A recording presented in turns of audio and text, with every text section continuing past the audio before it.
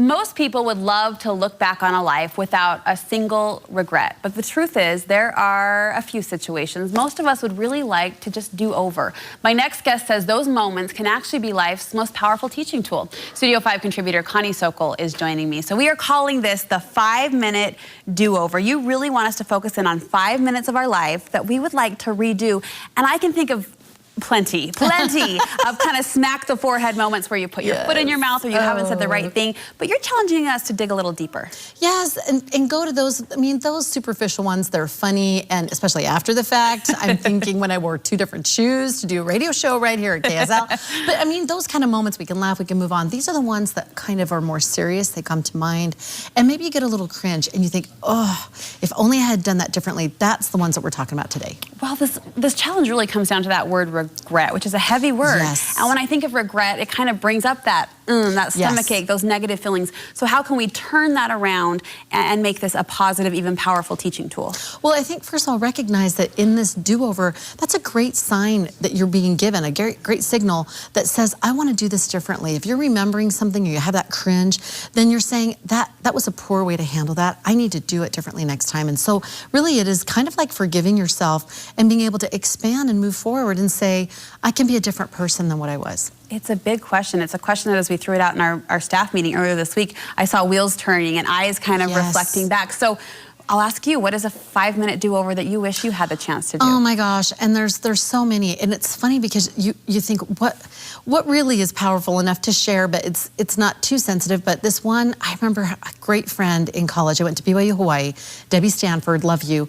And she was such a great friend, immediate best friends, but I was so self-involved. I was so focused on the plays and my music stuff I was doing and dating and all these things. And I look back and I realized she likely felt like a minion, and I was just doing my own thing.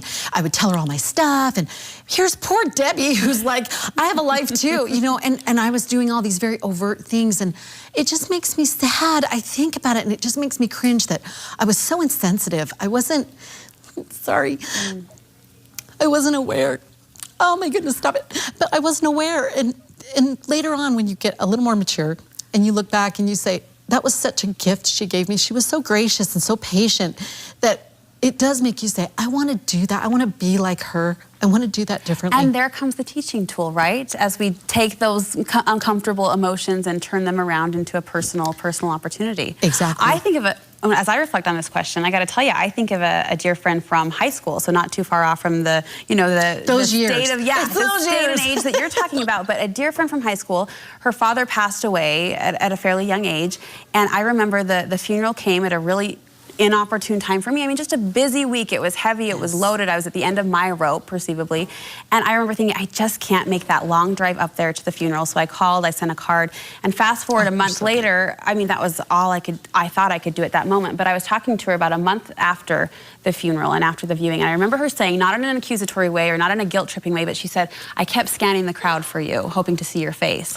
And that hit me in the gut. And from that day forward, I vowed to just always show up for those people that matter the most. And I actually have gone to funerals and viewings where I think people have thought, why are you here? You know what I mean? But I just haven't forgotten. I haven't forgotten that moment. Yes, and I love that. And I think that's what a do-over can do, is that it makes you, it solidifies something that you keep thinking, I want to be a better person, I want to do this, but it just clicks and you go, I am a better person. I'm going to do that. You threw this question out to some of your dear friends, your co-hosts on your online radio show, The Living Room, and they were gracious enough to share some of their stories. Can we start with Jana?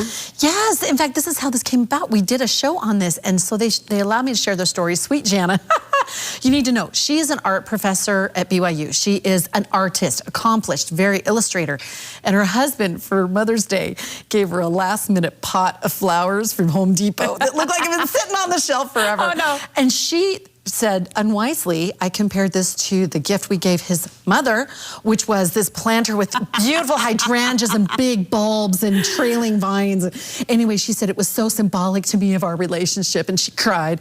And then she said, I can be bigger than this. And she did an immediate do-over where at first she was holding those feelings. And then she said, I'm going to take care of this pot. And the flowers grew, and they were her favorite colors.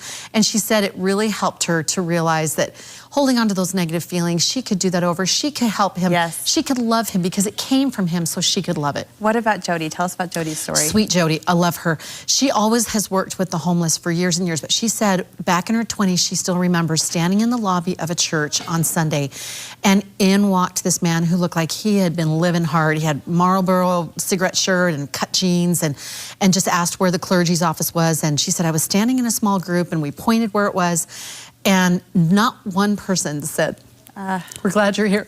Yeah. So he came out and inadvertently heard someone say how inappropriate he was dressed to be in a place of worship. Shoot. And she said he had to have heard that and left, not feeling the very thing he should have felt, which was love and acceptance. And she said, I didn't do anything. I was young and I didn't know, should I run? And she said, now I would run after him. I would chase him down. I would say, what's your story? I want to know.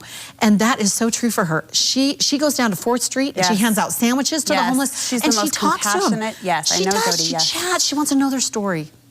I think there is so much to learn from just these rich stories. The takeaway, though, you say there are a couple of actionable items that if we feel that little pang in our stomach, things we can do to initiate that do-over. Yes. Well, there's several things, but one would be first to write a letter. There is something powerful, not an email. Write a letter, a handwritten letter for the person who writes it and for the person that receives it. There is such a connection with that and such a feeling that goes along with it.